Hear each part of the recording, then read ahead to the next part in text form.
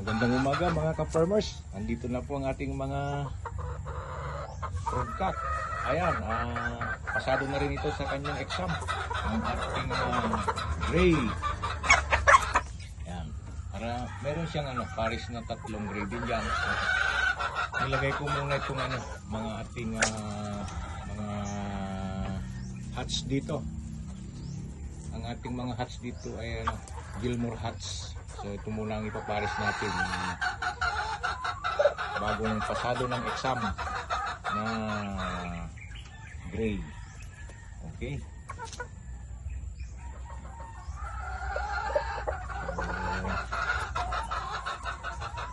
Ito, naglagay tayo ng kanilang nest mat temporary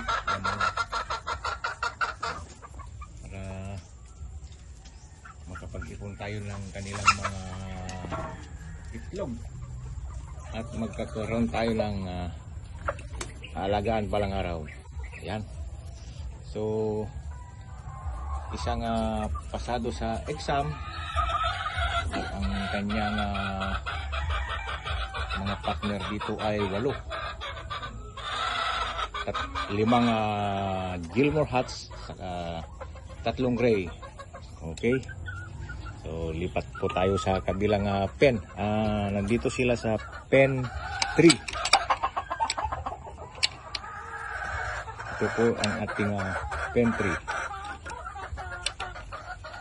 So lipat po tayo dito sa pen 2. Ganun din ang ating broodcock dito ay pasado rin ng exam, multiple. Ang kanyang mga asawa ay 10. Ito si roundhead. Ayan, may mga ilagay po ako rito na sweater at saka roundhead na partners niya. Medyo 4 times po kasi itong broodcock natin na ito.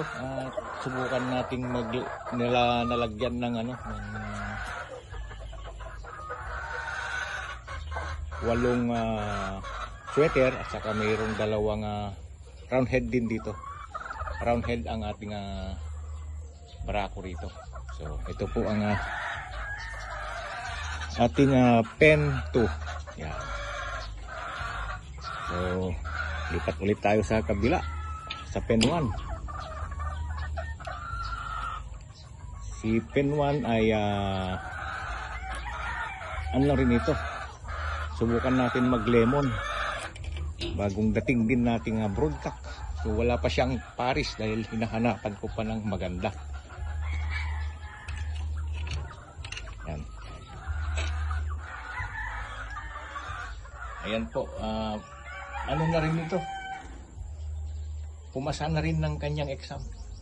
May wing band siya. Yan, wing band from a friend. So dito muna siya temporarily sa pen 1. Actually may naglimlim na po dyan na isa, yung mga nauna nating alaga, nilipat ko na din sa kabila. So meron siyang black mamba na paris itong ating